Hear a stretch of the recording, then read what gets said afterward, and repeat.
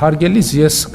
կառապան չեմ, որ ինչ-որ մեկին սանձեմ։ Նիկոլ Փաշինյանը մեկ ասում է կառապան չէ, որ ինչ-որ մեկին սանձի, Իներցիան մեկ հասկացնում, քանի դեռ չի սանձել Արցախը հայկական է, արցախահայերը պետք է վերադառնան խոսույթի իներցիան,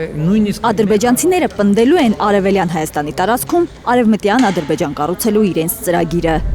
Կրկնում այդ խոսույթը հայտնվել այն ժամանակ, երբ Արցախում հայեր էին ապրում, եւ Նիկոլ Փաշինյանը Արցախը ճանաչել էր Ադրբեջանի մաս։ Այդ խոսույթը Ադրբեջանի հենց այդ ժամանակ է հայտնվել ու Ադրբեջանը լիփր ճանաչել էր Հայաստանի տարածքային ամբողջականությունը։ Եվ ես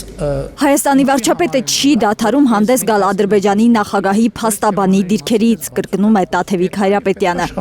Աբսուրդ որակում Փաշինյանի պարբերաբար կրկնվող հայտարարությունը։ քանի ազգային ժողովի Օրինակ, քանի դեռ ԱԺ դահլիճում դրված են Ղարաբաղի դրոշները, հայելային սկզբունքով ապրելու է արևմտյան Ադրբեջանի ծրագիրը։ Կամ, եթե մենք ուզում ենք Արցախ վերադառնալ, իրենք էլ ուզում են Հայաստան գալ։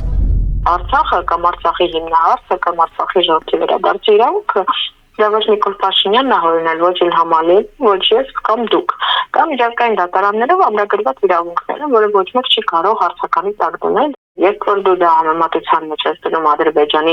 յուրոյից հորինված իրավունքի հետ, որը ընդ որում նույն միջազգային դատարանները առհասարակ մերժել են եւ ընդհանրապես քննության չեն առել, դա նշանակում է դու կշիռ ես տալիս Ադրբեջանի զավթողական ծրագրերին ու յուրոյից հորինված իրավունքների։ պետք է հասկանանք։ Տաթևիկ Հայրապետյանն ասում է մեկ այլ ապացույց կա, որ նախ եւ առաջ Փաշինյանինն է բռնագաղթած հայերը Արցախ վերադառնալու մասին խոսեն, իբր փախստական ադրբեջանցիներն էլ կուզեն Հայաստան վերադառնալ խոսույթը։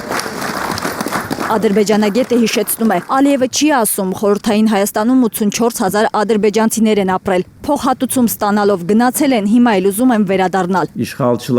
Ալիևն ասում է, չկա Արևելյան Հայաստան, կա Արևմտյան Ադրբեջան, որը պետք է վերակենդանանա 300,000 ադրբեջանցիների վերադարձով։ Հանրային դաշտը պետք է գա բացառիկ կոնսենսուսի, որ սա զավթողական ծրագիր է, սա ազգային անվտանգության խնդիր է եւ պետք է դրա մասին բարձրաձայնել բոլոր հնարավոր մեթոդներով։ Հետևաբար Հայաստանի վարչապետն ասում է, այդ ինքը չէ Պրահայում փակել հայկական Արցախի թեման։ Ղարաբաղյան շարժման թեման փակելը ժողովրդի որոշումն է։ ամեն հնարավոր քայլ ձեռնարկելու ենք, որպեսզի Ղարաբաղի շարժումը շարունակելու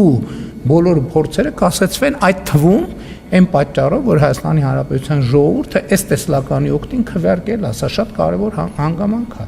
Եվ ուրեմն մոռացեք հայտարարությունները, որ հնչել են ընդդիմադիր Փաշինյանի շուրթերից, որ թուրք-ադրբեջանական հրոսակախմբերի նպատակը հայ ժողովրդին բնաջնջելն է։ Նրանց նպատակը հայոց ցեղասպանության իրենց քաղաքականության շարունակությունն է։ Վարչապետ դառնալուց հետո Փաշինյանը չի վիրավորվում, որ իրեն թուրք են անվանում։ Պետք չի թուրք ասել մտածելով, որ վիրավորում է։ Ավելին, կարծում է, որ ժողովուրդը պետք է իրեն շնորհակալ լինի։ Արցախը Հայաստան է եւ վերջ ասելու համար։ Այո, ես եմ մարդն եմ, ով է ասելա։ Եթե ասած չլիներ, չենք հասնի այն հանգրվանին, որը Փաշինյանը համարում է։ Սա լավ կետ է։